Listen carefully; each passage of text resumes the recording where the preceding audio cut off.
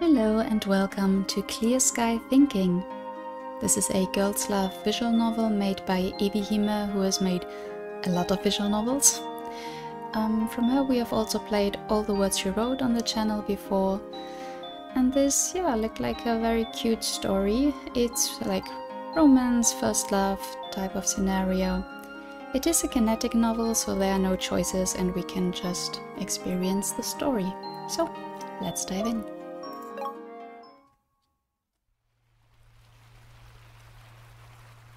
The Isle of Skye is a Scottish island located in the Inner Hebrides. It's a rocky, hilly island that's covered in wild heather, and it rains there a lot, even during the summer. Skye is not very far away from the mainland, but it's still pretty isolated. Ferry services run to and from the island on a daily basis, but it's almost an hour from Skye to the rest of Scotland, and it doesn't help that the ferry's so expensive either. Skye has no shortage of scrubby fields, crumbling castles and cows, but it has hardly any people. There's only a sprinkling of towns and villages, and the largest settlement, Pouting, has a whopping 2,000 residents. Yes, you heard that right. 2,000. There's not much to do in Skye for fun, and the air smells like manure. It's a dank, desolate, tiny little island that hardly justifies its own existence. Okay, that's a bit harsh. Like, I'm a city person myself, but still. It's a sort of place that might seem pretty at a glance when searching through images on Google, but the reality of living there is tragic. If that sounds appealing to you, then congratulations, you're insane. I've never once thought in all my 17 years that I'd like to go to a dreary hole like that, especially not on holiday. Unfortunately for me, however, my dad really is insane, and he had other ideas. Oh, moody teenagers. Cheer up, Ellie. It might never happen. It already has happened. My life is over. I stare at the grey, choppy water that churns against the side of the ferry. It's the middle of the summer, but it sure as heck doesn't feel like it. The weather's been rotten lately, and it feels even rottener than it actually is, thanks to my miserable mood. The ocean waves that splash against the side of the ferry are icy cold. I can feel a few loose droplets splashing against my stockinged legs and the hem of my dress. This dress cost me quite a bit of money, and the stockings too. All of my clothes are expensive. I picked this outfit very, very carefully last night before I went to bed. I wanted to look my best on this grim journey, regardless of my mood. When I'm feeling blue, dressing myself up in frills and lace can make a world of difference. I'm starting to think I was being a little too optimistic though. No amount of Baby the Stars Shine Bright can ease the bitter knowledge that I'm on my way to Skye. Yeah, Brand is not an easy band-aid for everything. I can see the rocky, jagged shoreline of our destination in the distance. It looks like we'll be there in about 10 minutes. The closer we get to the island, the more my heart sinks. I feel like I've swallowed a stone. This is the worst. Don't be like that, Ellie dear. You make it sound like we're going to be in Skye forever. Aren't we? Of course not. We'll only be there for a week. That might as well be forever. Wow. Why couldn't you have left me in London? It's not like I'm a little kid anymore. I can look after myself. I know, Ellie. I trust you implicitly. Just Try to understand. This is the first time I've seen Ian in years. It'd be great to catch up with him, but it wouldn't be the same without you. He wants to see how you've been getting on too. Like he cares. I was a kid the last time I saw him. Of course he cares. He's your godfather. I'm sure he'd love to see you again. He asked me to bring my family with me and... well... you're the only family I have left after your mother. Oh, please. I roll my eyes. I can't help myself. I'd like to feel a degree of sympathy for Dad, but we've been over this one too many times for me to let this whole woe is me act slide. You make it sound like she's died or something. I spoke to her only last week. Okay, thank you for clearing that up. My mom and dad got divorced a while back when I was still in primary school. It wasn't a particularly dramatic affair like you hear about on TV. It was quite quiet, really. There was no verbal abuse, no broken crockery, and no tears in the early hours of the morning. There weren't even any accusations of infidelity. My parents didn't have a huge falling out over any particular issue. They just drifted apart. It sucks, but it happens. I don't feel emotionally scarred by what happened. To be honest, it hasn't had much of an impact on me or my daily life. My parents don't live together anymore, but I still see my mother a lot.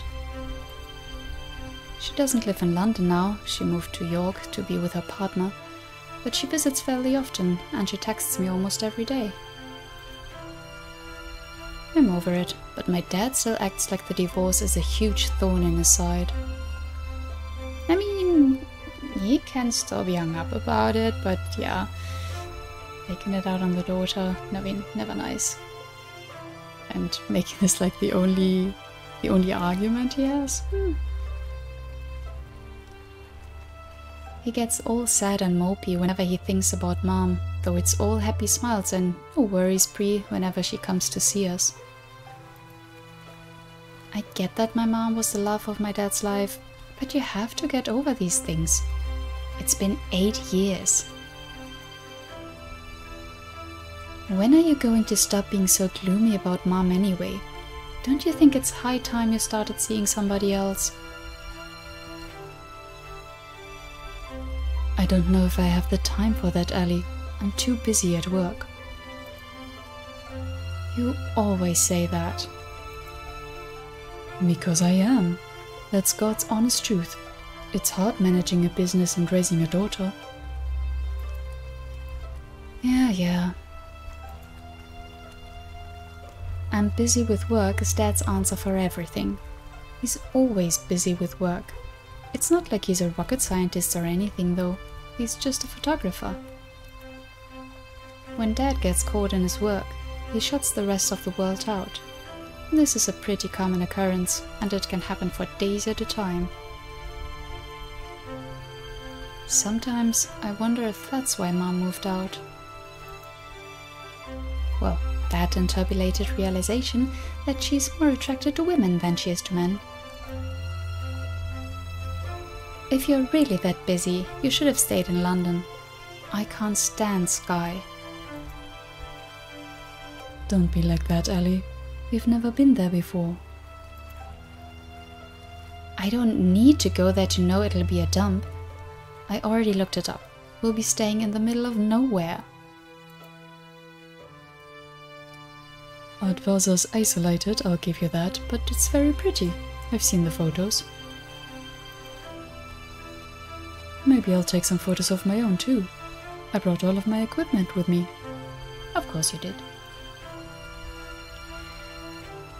Skye's full of beautiful attractions. I'm sure you love all the old castles, Ellie. I know you've always wanted to be a princess. I thought I was already a princess. Of course you are. You're my princess. Dad gives my head a ruffle. Under normal circumstances, I'd snap at him about ruining my carefully styled hair, but the wind's already done a number on it, so I decide, very graciously, to let it slide. My dad annoys me from time to time, but he's not a bad dad. He has done a pretty good job of raising me, I guess. He's never missed a single parent-teacher conference, he doesn't nag me about my grades too much, and he's never once made fun of me about my unusual fashion sense. As far as dads go, I'd say he's pretty top tier. He's not quite 5 stars, but maybe 4? It's not like I'd ever actually tell him that, though. I don't want him getting complacent. Besides, being nice to my dad is kind of embarrassing. Oh, teenagers. Just try to grin and bear this as best as you can, alright? I know you don't want to come here, but it's been ages since I last saw Ian. This means a lot to me. You won't be entirely alone either.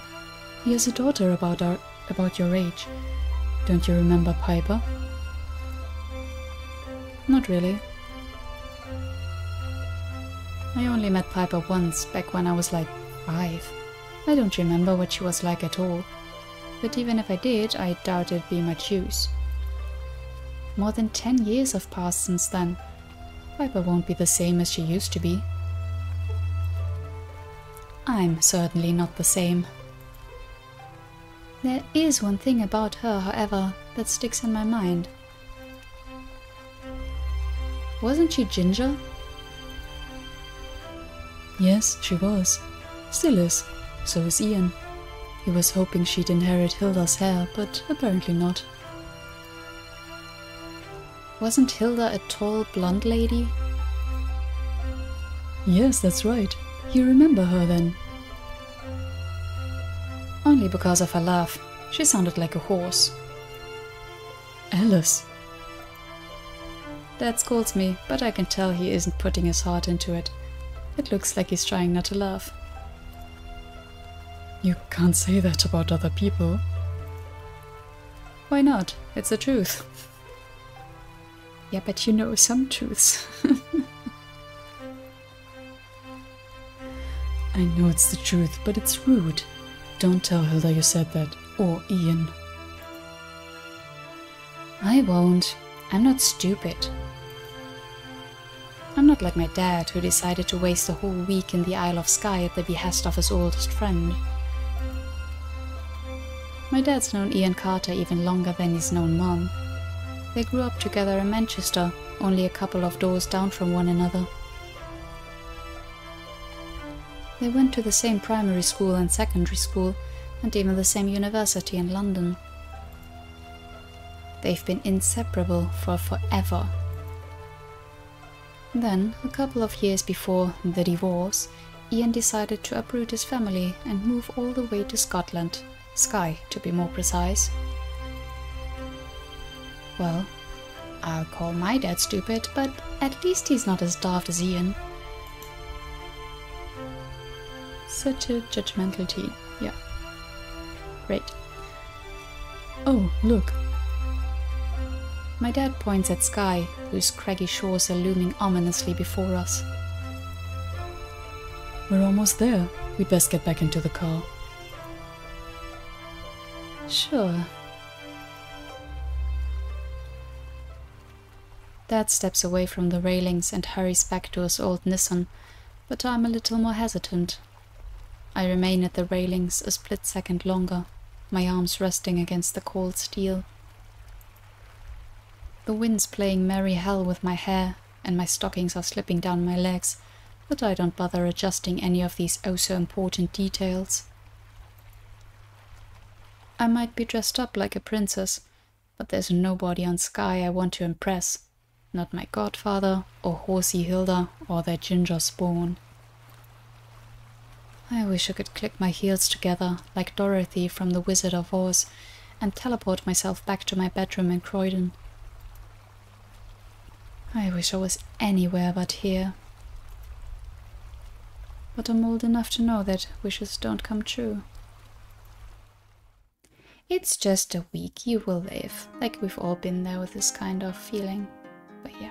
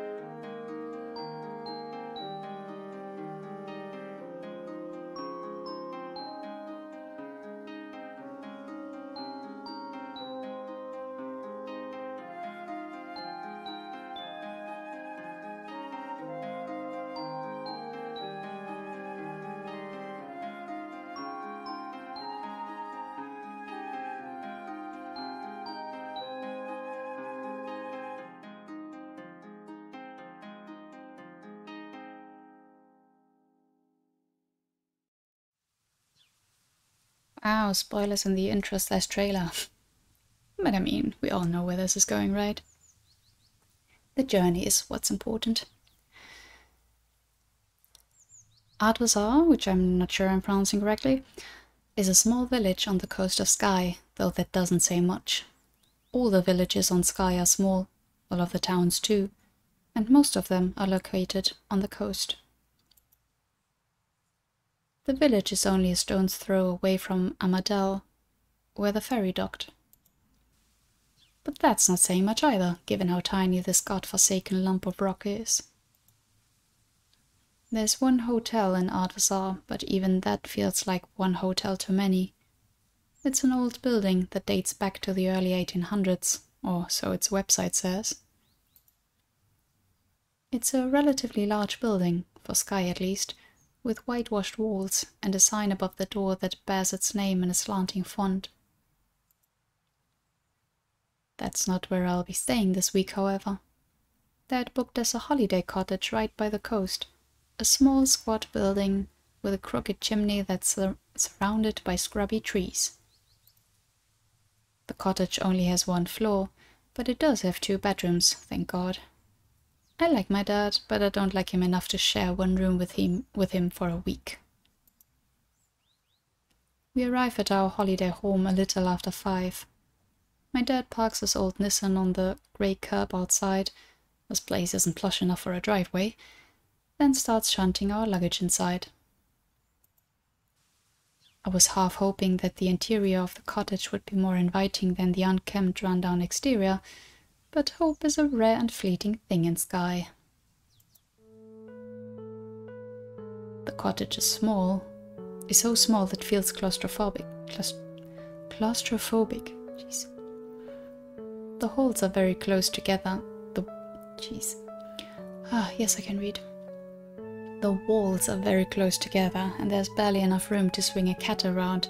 Not that I'd want to do that, of course. No, a cat would elevate the space. Yeah. I mean, it's a week. It's for a week.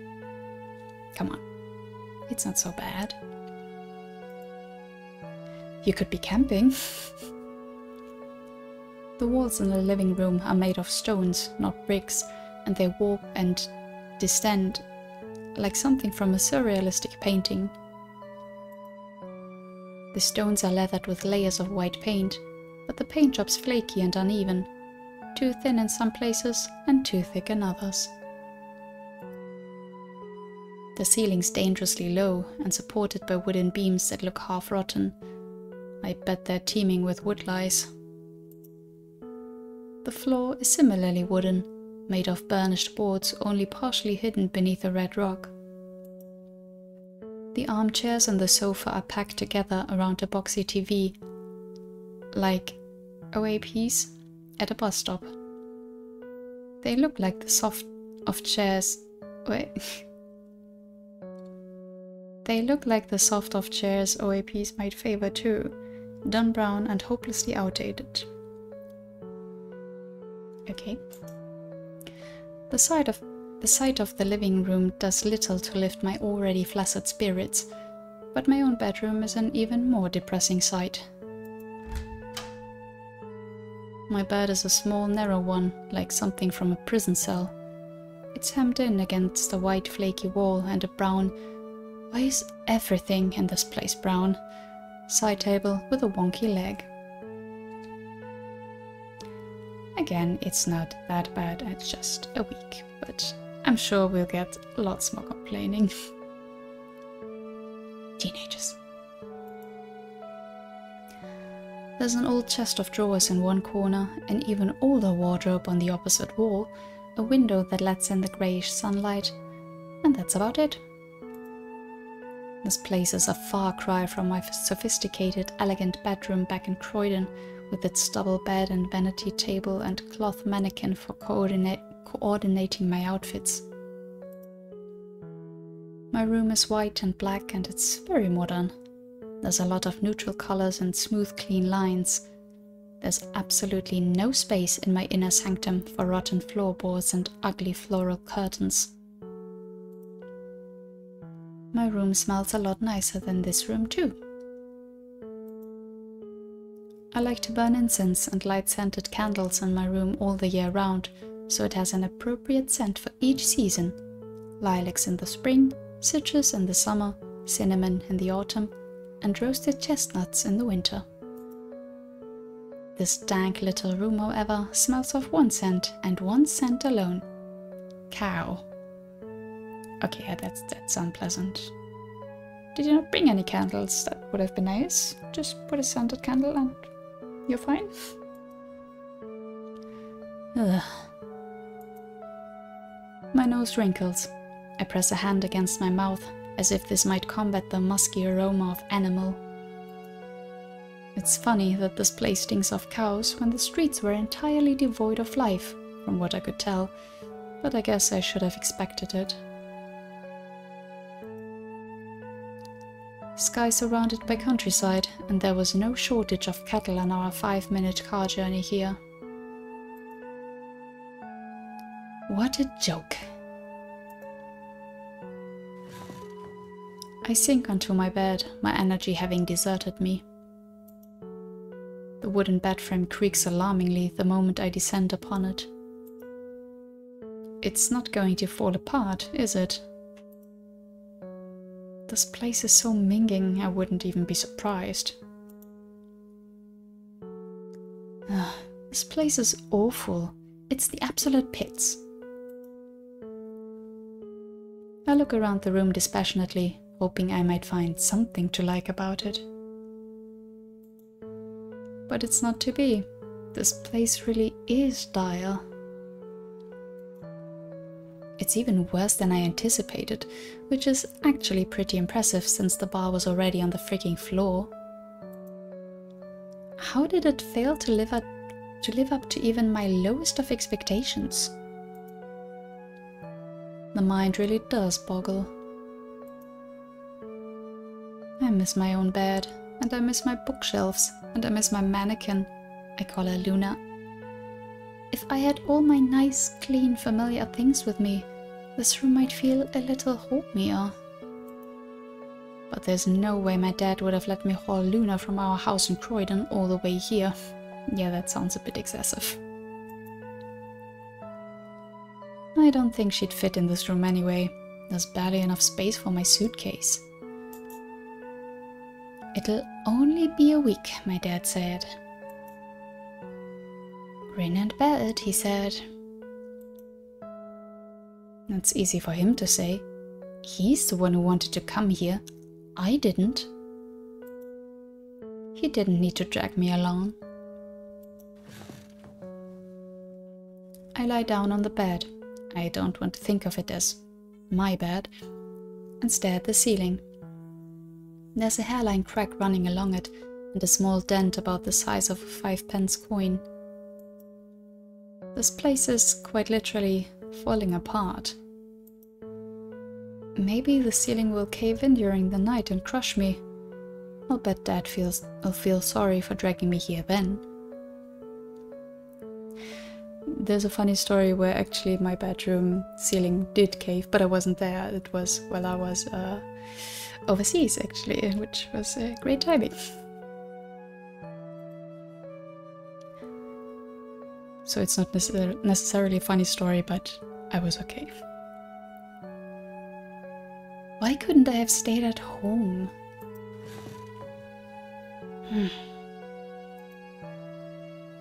I yawn, then pull myself upright. I'm afraid if I keep lying here, I'll nod off. I didn't get much sleep last night. Dad told me to set my alarm early so he could make the drive to Scotland in good time. It was a long, arduous journey, which lasted a good 11 hours. Then we had to board the ferry, which was an extra hour on top of everything else. Okay, I get being moody then. That's 11 hours drive just to get to the ferry. Okay.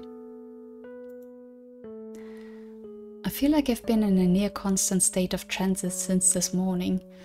This must be how a FedEx parcel feels. My head aches, and so does my body. I feel so heavy. My full petticoat does little to lighten my body, and neither does my dress with the puffy sleeves. Yeah, maybe it really wasn't the best choice to do such a long trip in full-on coordinate. You could have gone a bit more casual, but okay. Being a Lolita is a labor of love. I had to wake up an hour earlier than Dad, around 4, just so I could apply my makeup and style my hair. Well, you didn't have to, but yeah. I put a lot of effort into this court, and for what? What was even the point? I should have worn an oversized shirt and a pair of old trousers like Dad did. He told me I shouldn't fuss so much about my looks.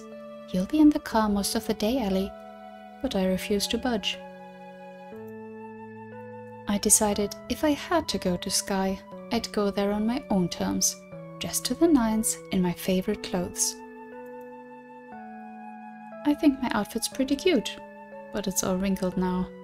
My hair's windswept after the journey on the ferry, and I doubt even my foundation can hide the bags beneath my eyes. I'm utterly exhausted. Not even my love for Lolita can invigorate me. I really want to go home. Unfortunately, that isn't possible. I'm here now, and as I don't like it, I'll just have to lump it. I guess I should start unpacking. I get up from the bed and start sorting through my belongings. I unzip my suitcase to reveal my very first brown dress, baby's green Baroque JSK. A JSK is a jumper skirt, so a dress without sleeves, just in case you are not so familiar with the fashion.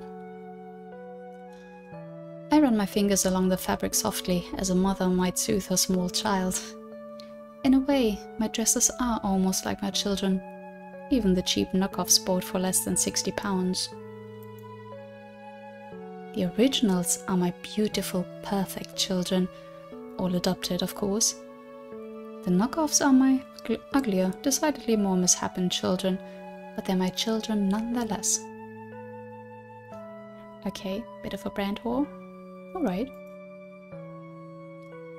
My case is comprised almost entirely of Lolita clothes. My dad told me to pack shirts and trousers. We'll be doing a lot of walking, Ellie.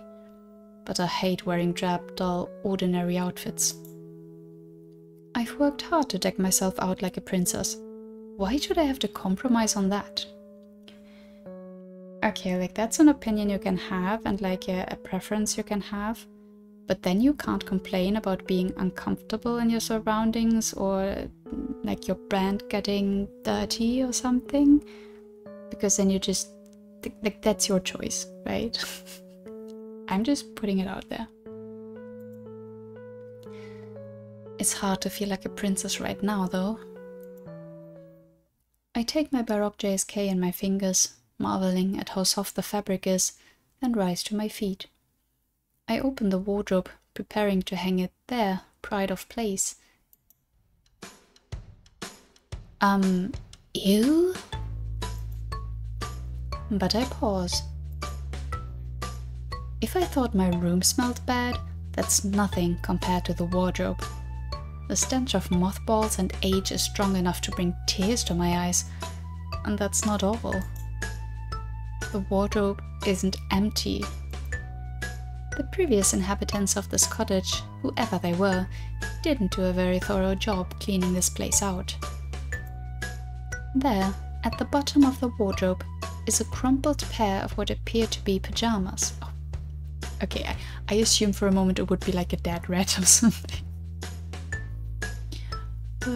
Pajamas. They're emblazoned with Winnie the Pooh characters, and they look to be for a little kid. What in the... I set my JSK back into my suitcase, folding it neatly atop my other children, and reach into the wardrobe's dark depths. I extricate the pair of pajamas, gripping them gingerly with the tips of my fingers. But the moment I do, I wish I hadn't. These pajamas, which have been lying here for God knows how long, are stained with crusty orange spots. Is that... Yes, I think it is. It's dried baked beans.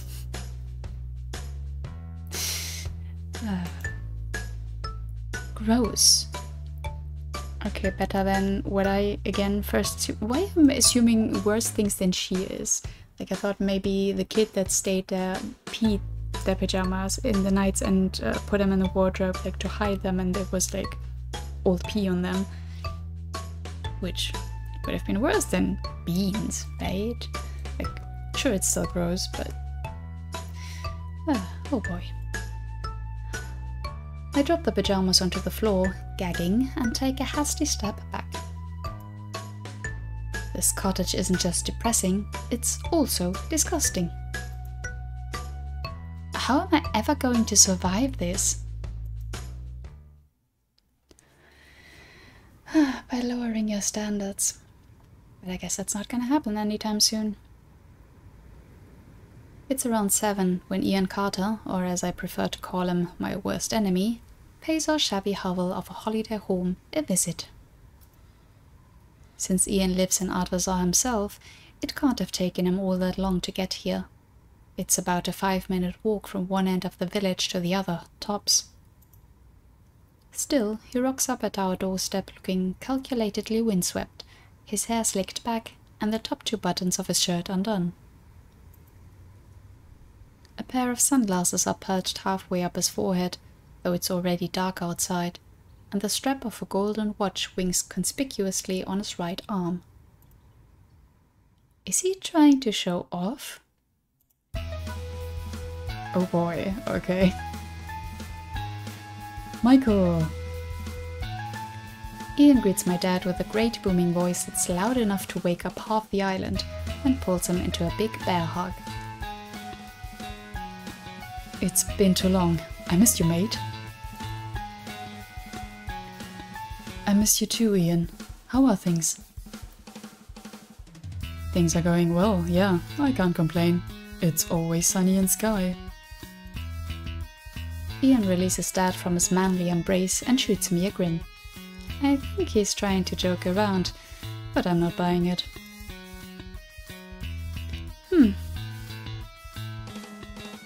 I fold my arms across my chest and stare pointedly in the opposite direction. Very mature, not a little kid anymore, huh? Right. I don't want to give Ian the satisfaction of thinking that I actually care about him. Unfortunately, Ian doesn't seem perturbed by my greeting, or lack of. He beams at me, his teeth are so white even his smiles are aggressive, and says, "And you must be little Alice."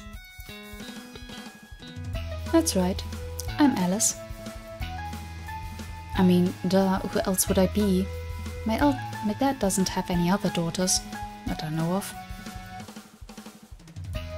Goodness, I almost didn't recognize you. You've certainly sprung up. You were only down here when I last saw you. Ian gestures with one hand. I roll my eyes. Yes, well, I was 5 when you last saw me. It'd be more worrying if I hadn't grown any taller. You're not wrong about that. Ian laughs and laughs as though I've told the funniest joke in the world.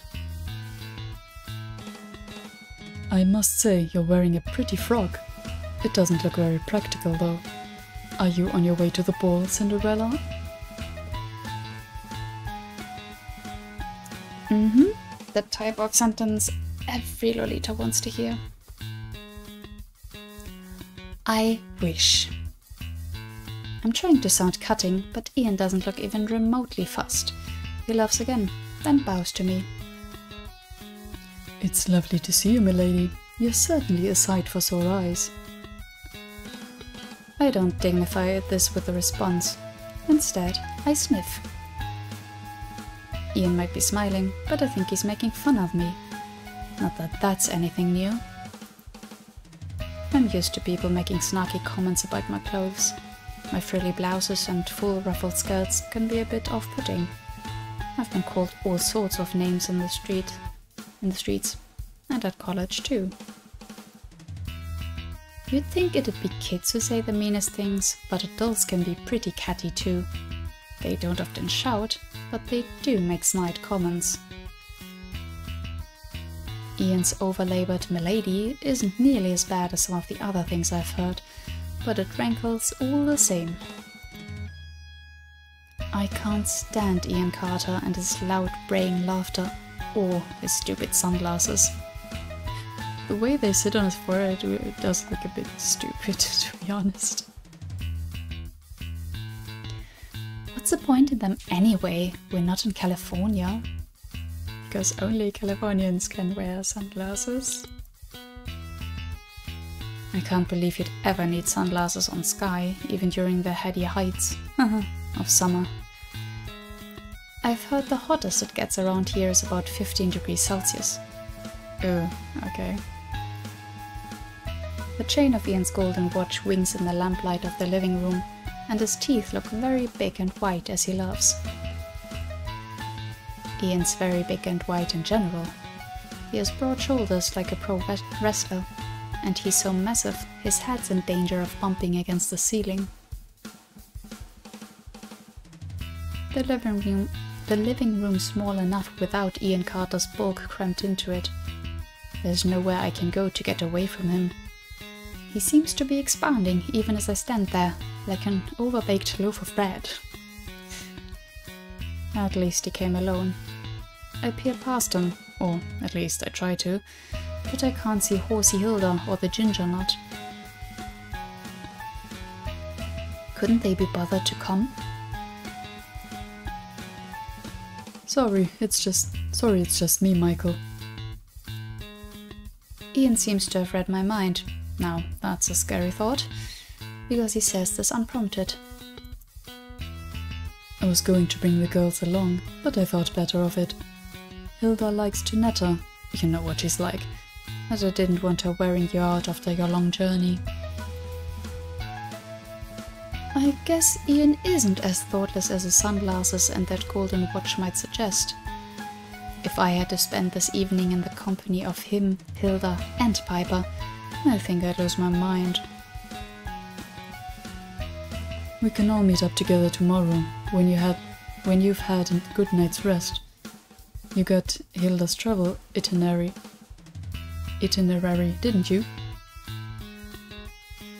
Oh, yes, she emailed it to me weeks in advance.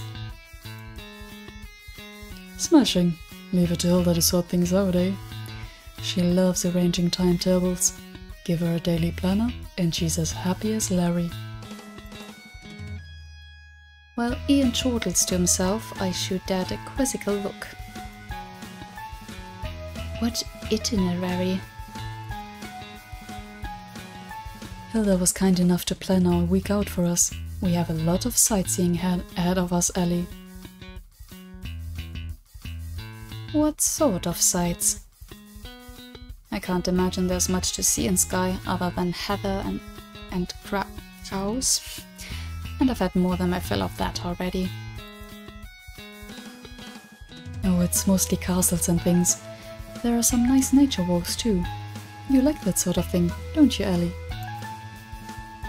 My father looks at me pleadingly, his eyes a little too large. I know that he really means, please pretend that you like those sort of things for Ian's sake. Things will be awkward if you don't play along. I don't like Ian very much. He hasn't made a good first impression. But I do love my dad, even if that's kind of cringy, and I don't want to let him down. I've done a pretty bad job at playing the obedient daughter role so far, so I should make a bit of effort now we have company. Sure, Dad. I like looking around castles. Though I prefer beautiful, elegant castles with stained glass windows and rose gardens. I'm not sure what I'll make of Skye's dank, crumbling ruins. Oh well, I guess there's only one way to find out. There is one thing I'm hesitant about though. The Carters aren't going to be with us for the whole trip, are they? That's the plan. It's been such a long time since I saw Michael. I want to make the most of it. I'm sorry for monopolizing your dad, Alice. I hope you don't mind. Oh, no, not at all. I return Ian's grin with a strange smile of my own. I'm not angry at Ian for monopolizing my dad. I'm angry at him for monopolizing my summer holiday. I wonder what he'd say if he knew how much pain and suffering he's caused me. But even if he did know, I doubt he'd care. He'd probably treat it all as one big joke. What a jerk. I mean, you might as well, if you're here anyway and you can't go back, you might as well do shit. Right? Like, what do you want to do if not looking around castles, even if they're just ruins, or walking in nature? Do you want to just sit in your room that you also think is shitty? That's not any better, right? Well. Now then, it's getting late. Ian announces this after glancing down at his golden wristwatch. I guess it's not just a show after all. Color me surprised. I think I've talked enough. I'll leave you to your own devices for now, Michael. I can see how tired you are. I don't want to keep you any longer. Yes, I think eagerly. Don't keep us. Please leave. Get out. Go. My dad, however, has other ideas. I really wish he'd stop doing that. Oh no, I'm fine. I don't need to sleep just yet. Why don't you stay, Ian? Sit down. I'll brew you a cup of tea. We have a lot of catching up to do. No, what are you playing at, Dad? He said he'd go on his own. Don't ask him to stay even longer. I thought you were supposed to be on my side. That's very nice of you, Michael, but I don't want to be a bother. Have you even had any dinner yet? Well, no, not yet. I thought you could maybe tell us where all the best restaurants are. I have no clue. I am quite the connoisseur when it comes to Skye's many eateries, I'll grant you that. But are you sure you want me to stay here? It looks like Ellie can't wait to be shot of me. Yes, that's right. I can't stand the sight of you. Go away. Bark, bark, bark. I'm sure that isn't true. Alice is a very understanding girl, and she knows how much this holiday means to me. You don't mind if Ian stays for half an hour, do you? We can go and get something to eat after that. Skye's honor. Well, I sigh.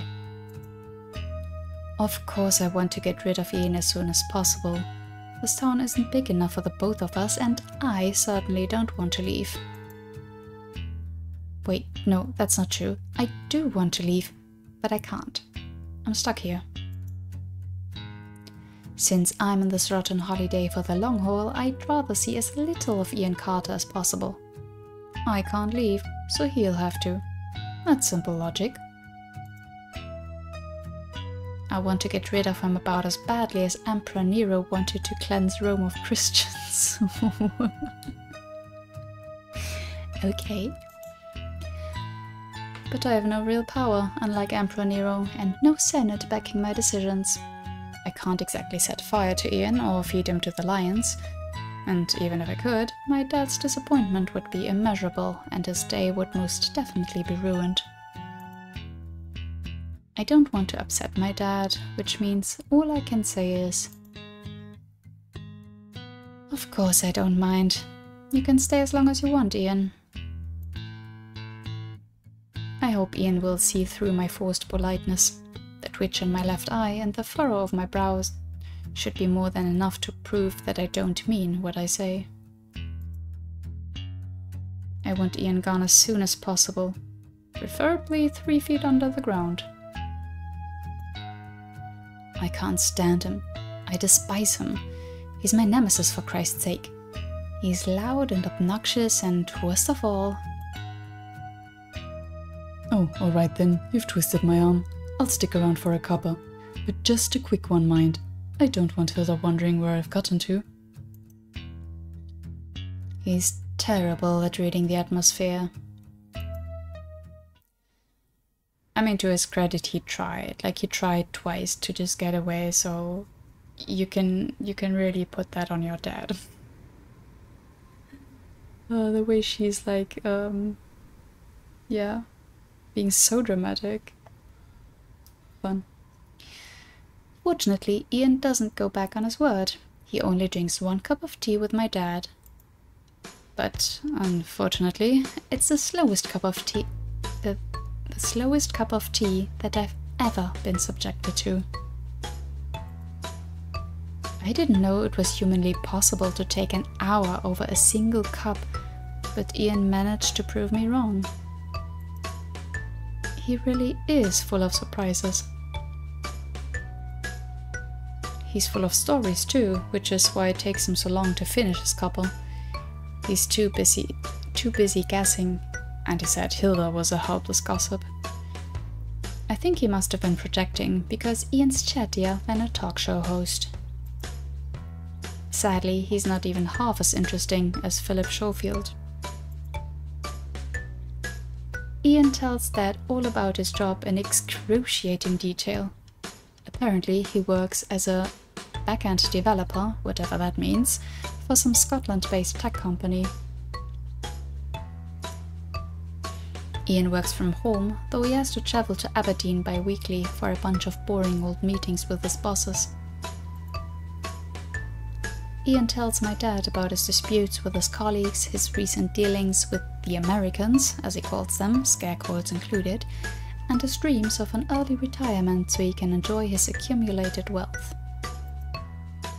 He also talks about Hilda's voluntary work, Piper's recent victory on a school's netball team, and their latest holiday in France. Every other word that comes from Ian's mouth sounds suspiciously like a boast. It doesn't do much to improve my opinion of him. I wish he'd hurry up and get to the point already.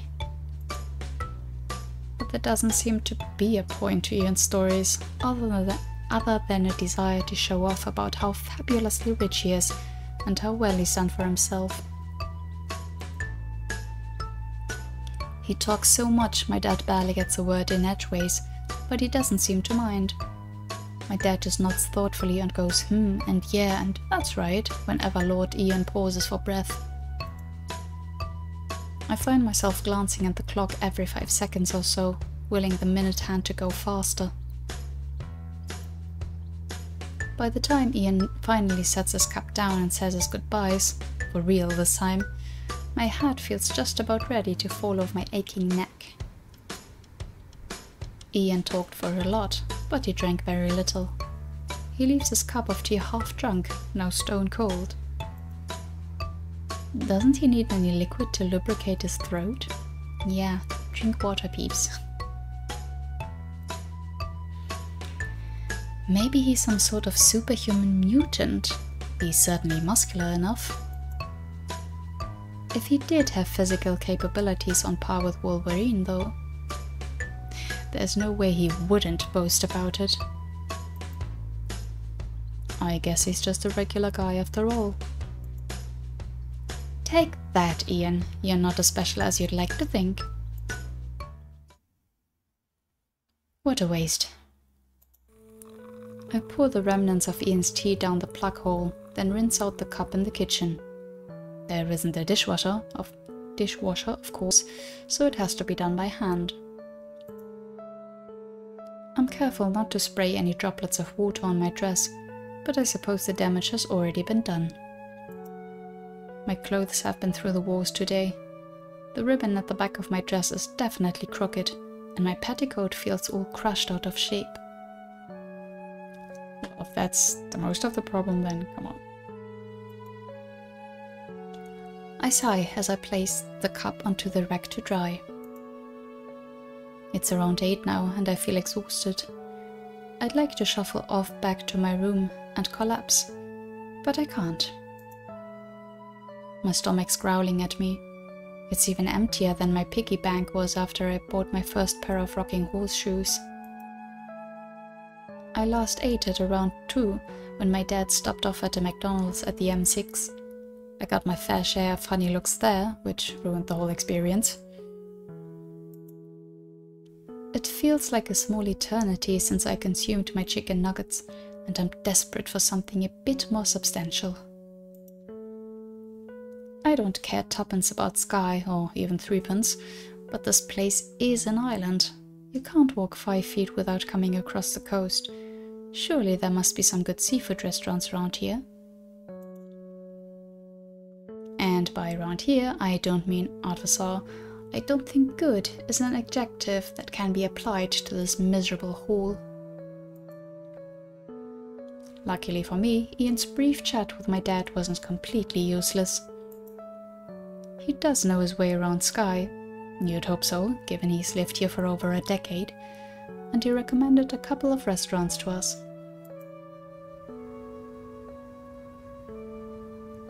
With Ian gone, and the evidence of his visit washed up and left to dry, Dad and I get back into his old Nissan.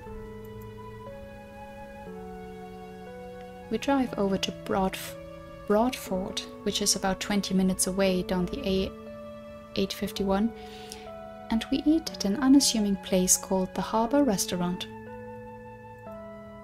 It's not the most imaginative of names. In Skye, you're only ever a stone's throw away from a harbour of some sort. I'm hungry enough to let this slide, though. The food is rather good, even if it is a little expensive. I think I must have been born under some sort of unlucky star, however, because I managed to get a fishbone caught in my throat, which makes me choke. I gasp for air, while my father pounds my back and tries to shove a glass of water into my hands. He's so anxious he shoves a little too hard, and he manages to knock the glass over. I stagger back, still choking, and try to avoid the downpour, but it's in vain. My dress isn't completely ruined, but the hem is soaked through. These theatrics make the few patrons in the restaurant shoot us funny looks, like they weren't doing that the moment we walked in. A waitress bobs up, napkin in hand, with apologies, but I can see that she's trying not to laugh at me. Wow. I guess I don't blame her. I must look and sound ridiculous. A teenager dressed like a fairy tale princess gagging over my fish and chips. It's like something from a comedy show. I don't think it's all that funny though. No, it really isn't. If you're choking on your food, that's... yeah, but like that's nothing to laugh about. It's not your fault. The incident with the rogue fishbone spoils what could have been a nice meal, and I pick at the rest of my food in silence, seething. I attract a lot of attention as it is, thanks to my unusual clothes, but I don't like being laughed at. I'm not a clown. Dad pays the bill when we finish up, then hurries us out of the restaurant. His head is bowed, his face red, and I'm left to wonder if he's as embarrassed as I am. Do I embarrass him when I insist upon wearing these elaborate and practical outfits? No. No, don't even think that. My dad always tells me he's proud of me, but I sometimes wonder. I wonder even more when the waitress bids us a good night when we leave, unable to meet our eyes as she does so. The drive back to our rundown holiday home was deadly silent. I stare sullenly out the car window, lips clamped shut, lost in thought. For a first meal on Skye, it wasn't a huge success. I'd take lukewarm chicken nuggets from McDonald's any day. At least I didn't choke on those. Somehow, the drive going back to Artesar seems much slower than the drive leaving it. Maybe that's a mark of how little I want to be here. I wish that Dad would announce that he's had enough of this so-called holiday, turn the car around and go back home. But, of course, he doesn't. When we eventually get back, it's almost 10. I feel exhausted, and I think Dad does too. Home sweet home, eh? You wish. I snort. This place will never be like our home in London. Well, you're not wrong about that. Dad agrees with me placidly, which is how he acts about most things in life.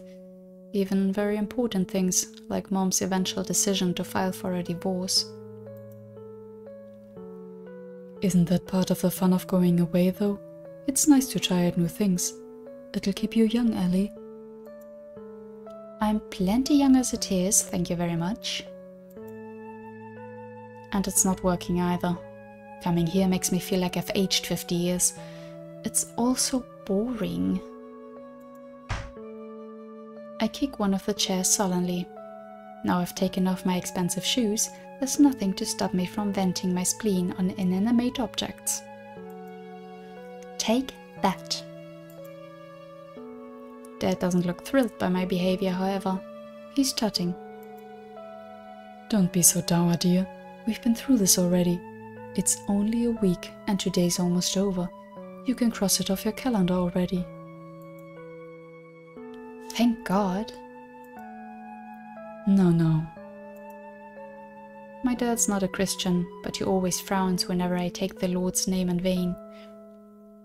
I think that's something he inherited from Mom.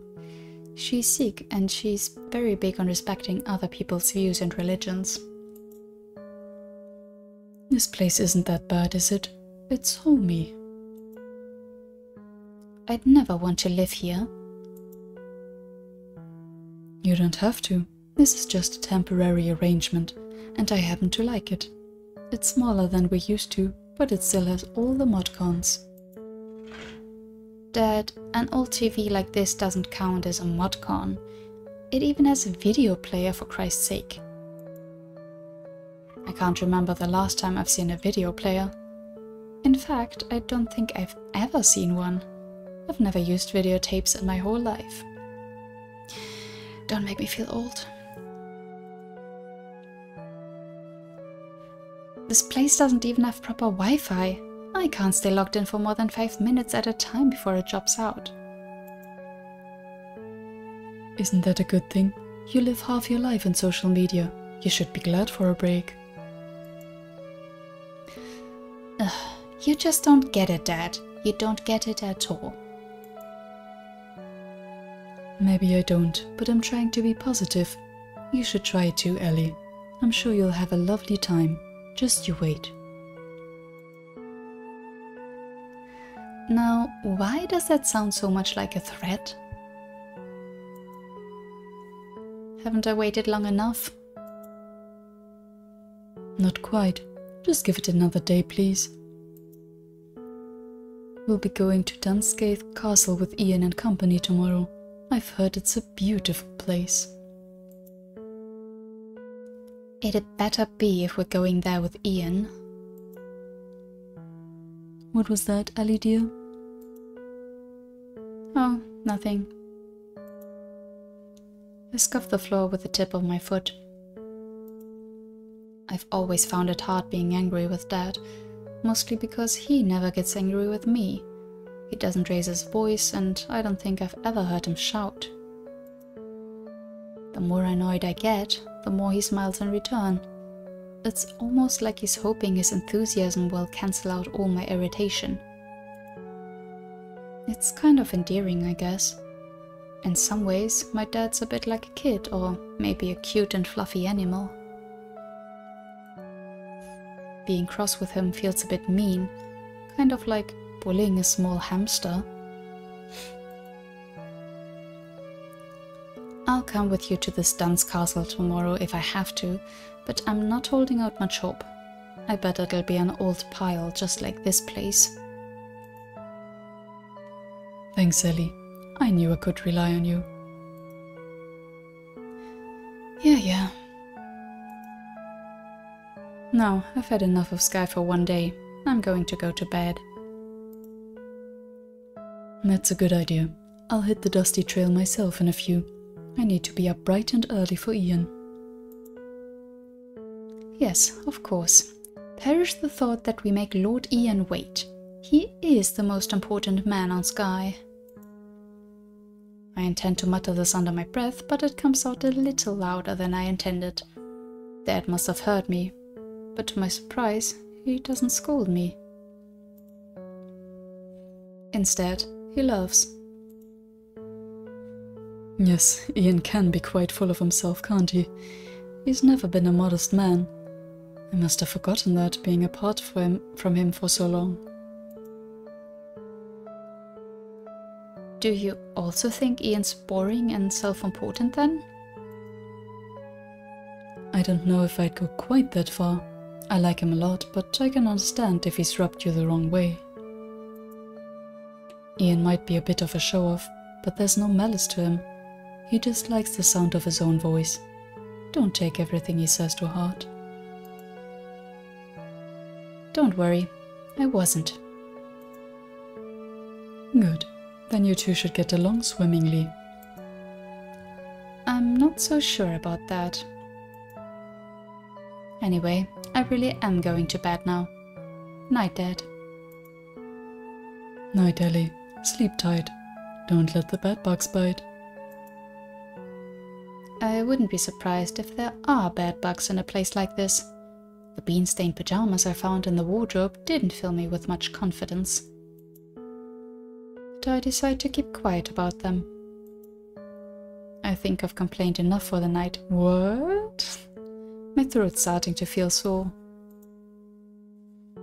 I wonder if that's because of the fishbone or whether I'm starting to get a cold.